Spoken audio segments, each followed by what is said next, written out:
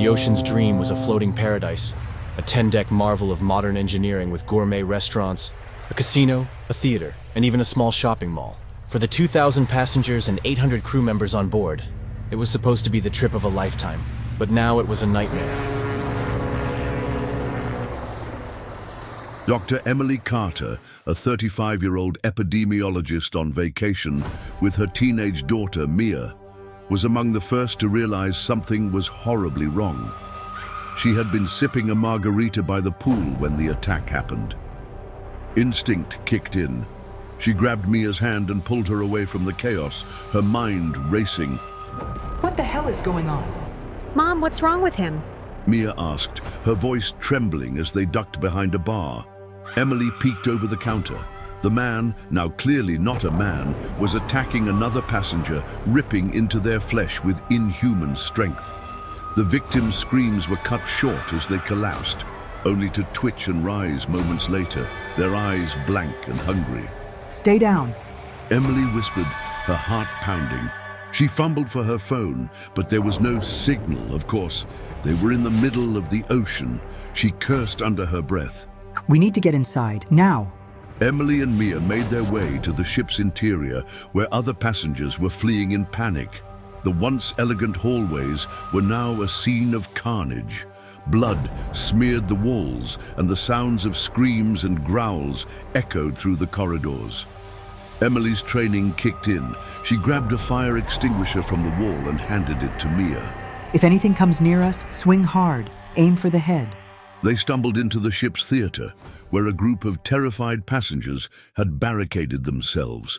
Among them was Captain Mitchell, his face grim as he barked orders into a radio. All crew, this is the captain. Lock down all decks. I repeat, lock down all decks. Captain, we need to quarantine the infected. This is some kind of virus. It's spreading too fast. Who the hell are you? Dr. Emily Carter, I'm an epidemiologist. If we don't contain this, we're all dead. Before Mitchell could respond, the doors to the theater shuddered. Something or someone was pounding on them from the outside. The passengers screamed as the barricade began to give way. Emily grabbed Mia's hand and pulled her toward the stage. We need to get out of here, now. But as they climbed onto the stage, the doors burst open. Dozens of infected passengers poured into the theater, their eyes vacant, their mouths dripping with blood. Among them was a little girl in a pink dress, her face twisted into a snarl. Mom, that's the girl from our dinner table last night. Emily's heart sank. They were trapped. The theater doors burst open, and the infected surged inside like a tidal wave of death. Emily tightened her grip on Mia's hand and pulled her toward the stage's emergency exit. Captain Mitchell barked orders into his radio, his voice cracking under the strain. All crew, abandon protocol. Get to the lifeboats. I repeat, get to them. His words were cut short when a member of the zombie crew lunged at him, ripping the radio from his hand. Mitchell grabbed a fire axe from the wall and swung it with brutal efficiency, striking his attacker with a clean blow. Move now. Emily and Mia reached the emergency exit, but it was locked. Emily slammed her shoulder against the door, but it didn't budge. Behind them, the zombies were closing in, their guttural growls growing louder. Mom, look, it needs a code. Emily's mind raced. She had no idea what the code could be, but then she noticed a small sign above the keypad. Crew only. Code 0427. She punched in the numbers, and the door clicked open. They stumbled into a narrow service corridor, the fluorescent lights flickering ominously. The sounds of screams and growls echoed behind them, but for now, they were safe. Emily leaned against the wall, catching her breath. We need to find somewhere secure, somewhere they can't get to us. What about the bridge? If we can get there, maybe we can call for help. Emily hesitated. The bridge was on the top deck, and getting there would mean navigating through the ship's most crowded areas. But it was their best shot. All right, but we need to be careful. Stay close to me. As they moved through the corridor, they encountered other survivors, a mix of passengers and crew members, all terrified and desperate. Among them was Ryan Mac McAllister, the ship's security officer. He was barricading a door with a group of crew members, his face streaked with sweat and blood.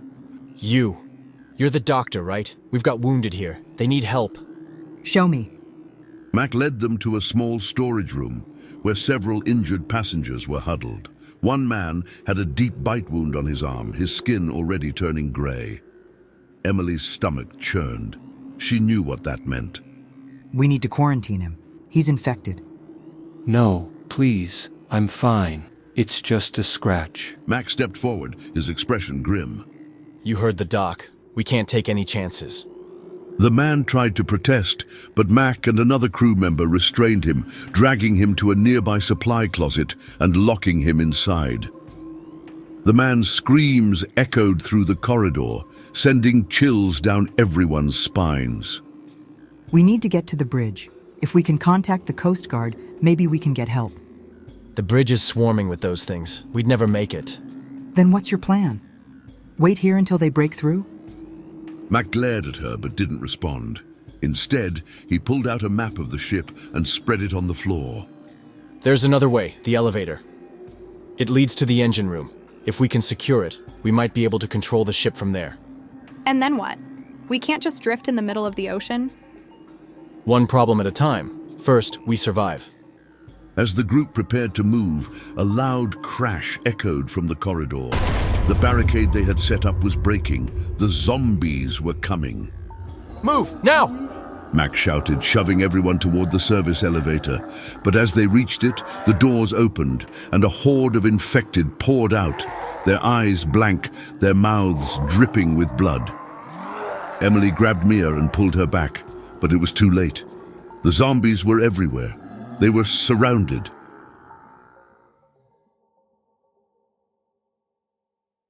The service elevator doors opened, and the zombies poured out like a flood of nightmares.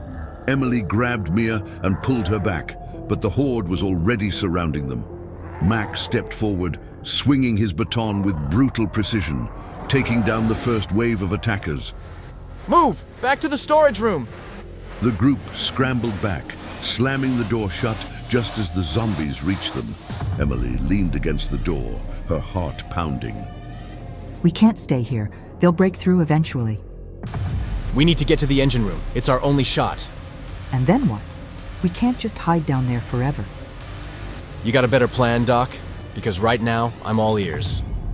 Emily hesitated, then shook her head. All right, let's go. The group moved quickly through the service corridors, their footsteps echoing in the narrow, dimly lit passageways. The ship's lower decks were eerily quiet, the only sounds the distant groans of the infected and the hum of the engines below. Emily kept Mia close, her eyes scanning every shadow for danger. As they reached the stairs leading to the engine room, they encountered another group of survivors, passengers and crew members who had barricaded themselves in a storage closet. Among them was Lena Torres, the young kitchen worker. She looked terrified, but relieved to see Mac. We thought we were the only ones left. You're not. But we need to move. The engine room is our best chance. The group hesitated, but the sound of pounding footsteps and guttural growls from above spurred them into action. They followed Mac down the stairs, their fear palpable in the air. The engine room was a maze of pipes, valves, and machinery, the air thick with the smell of oil and metal. Mac led the group to a control panel, his hands moving quickly as he tried to stabilize the ship's systems. If we can get the engines running at full capacity, we might be able to outrun this. Outrun what? We're in the middle of the ocean. There's nowhere to go. Mac didn't respond. Instead, he turned to Lena. You know this ship better than anyone. Is there a way to seal off the lower decks? There's a manual override for the bulkhead doors. If we can get to it, we can lock them down. Do it. We'll hold them off. As Lena worked on the bulkhead controls, the infected began to pour into the engine room. Mac and the other crew members formed a defensive line, using whatever tools they could find as weapons. Emily grabbed a wrench and stood beside them, her hands trembling but determined. The battle was brutal. The infected came in waves. Their blank eyes and bloodied mouths a horrifying sight. Mac fought like a man possessed, his baton swinging with deadly precision. Emily swung her wrench, her heart pounding with every strike. But there were too many of them. Lena, hurry! Almost there. Just a few more seconds. The bulkhead doors began to close, sealing off the engine room from the rest of the ship. But as the doors slammed shut, a loud crash echoed from above.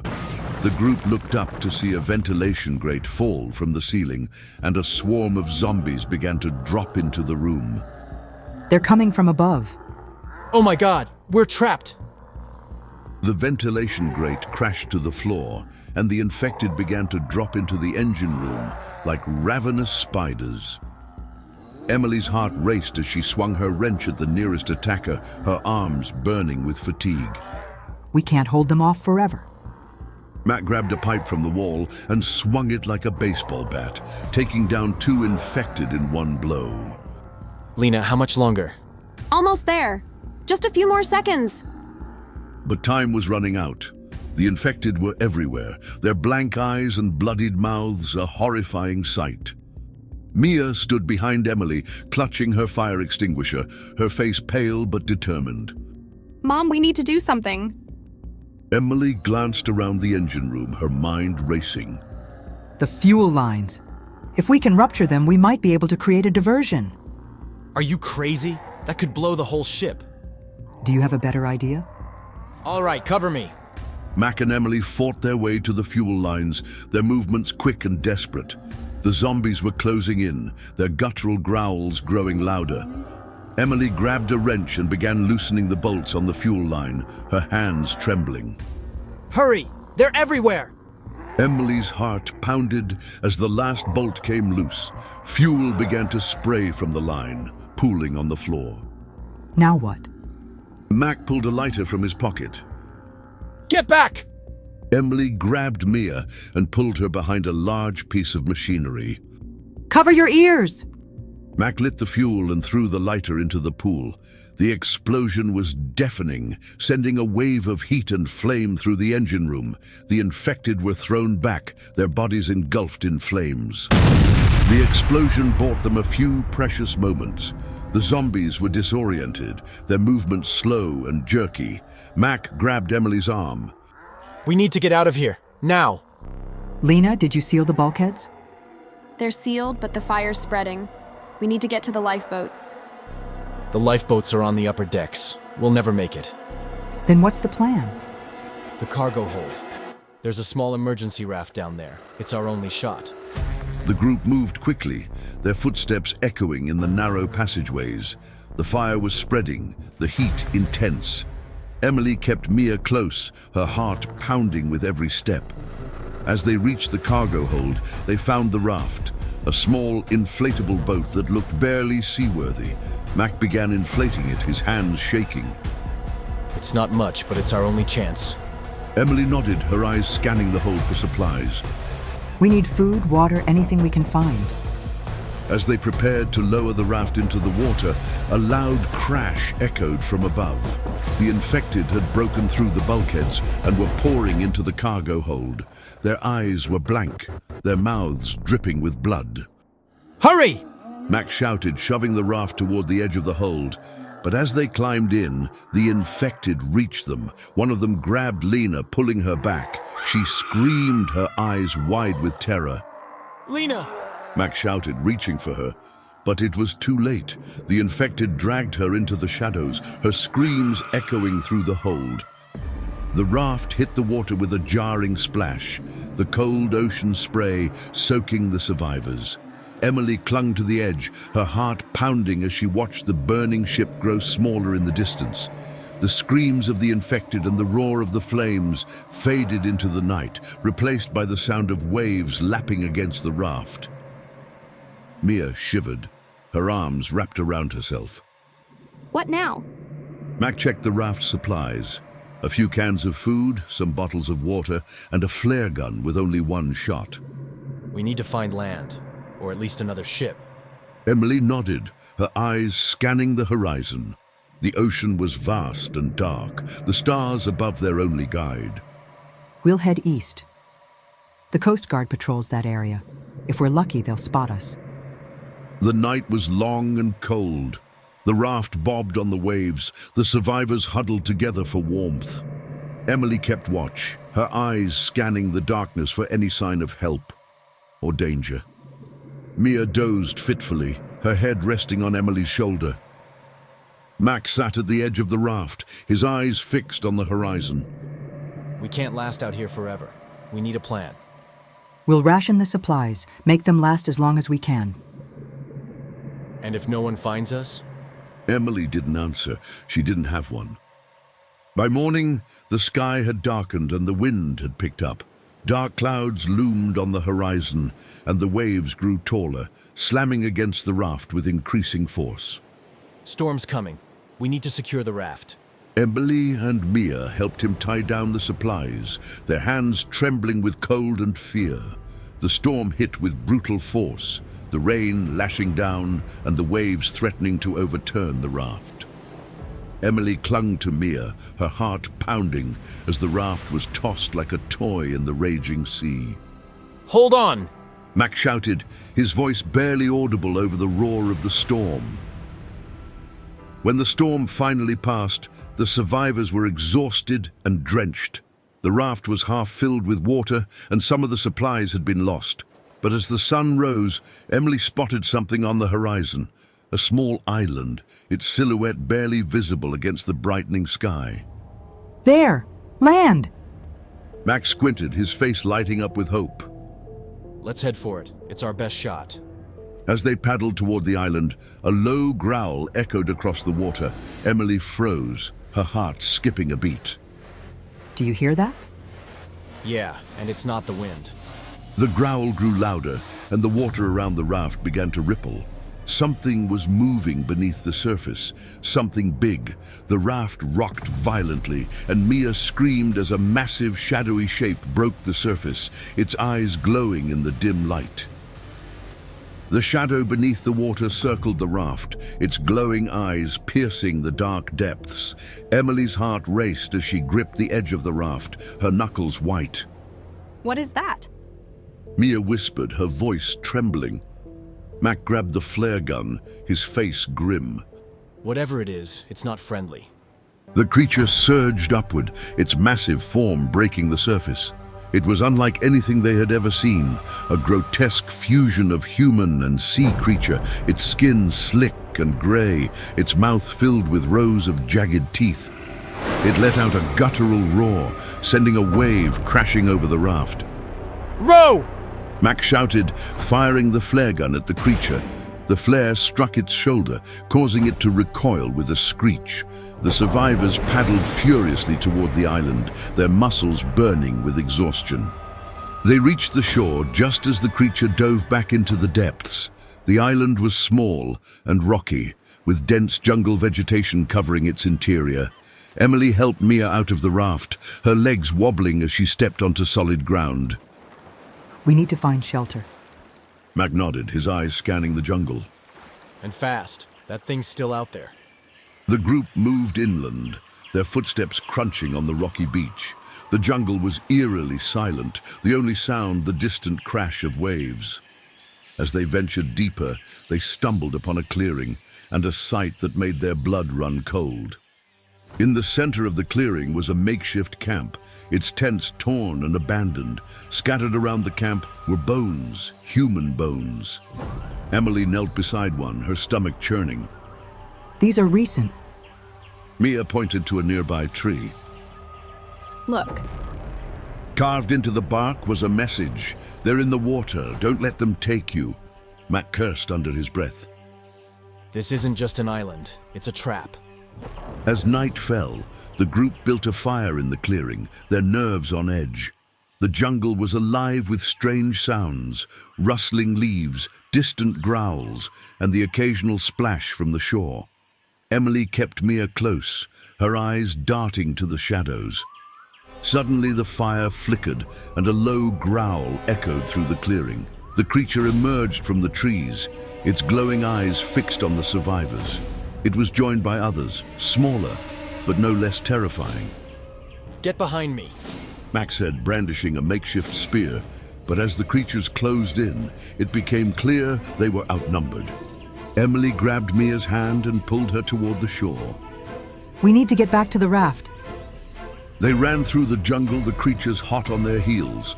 Max stayed behind, buying them time with his spear. Go. I'll hold them off. Emily and Mia reached the shore, but the raft was gone. Torn to shreds by the creatures, desperation set in as the creatures emerged from the jungle, their glowing eyes piercing the darkness. Just as all hope seemed lost, a spotlight cut through the night. A voice boomed over a loudspeaker. This is the Coast Guard. Stay where you are. Emily looked up to see a helicopter hovering above, its rotor blades whipping the air. Relief flooded her, but it was short-lived. As the Coast Guard descended, the creatures retreated into the jungle, their glowing eyes watching from the shadows. The survivors were airlifted to safety, but as the helicopter flew away, Emily looked down at the island. The creatures were gone, but the jungle seemed to pulse with an unnatural energy. She couldn't shake the feeling that they had only scratched the surface of the island's secrets. Throughout this dark journey, many sacrificed themselves to ensure the survival of others. Captain James Mitchell faced the infected with bravery, using his last strength to protect the survivors in the theater. Lena Torres, even in her final moments, fought to seal the bulkheads, giving the group a chance to escape. Ryan Mac McAllister confronted unimaginable creatures, buying precious time for Emily and Mia to reach the shore. Their acts of courage shine like a beacon amidst the chaos, reminding us that even in darkness, the light of humanity endures. And as the survivors are rescued, one question lingers in the air. What else lurks in the depths of that ocean and within themselves?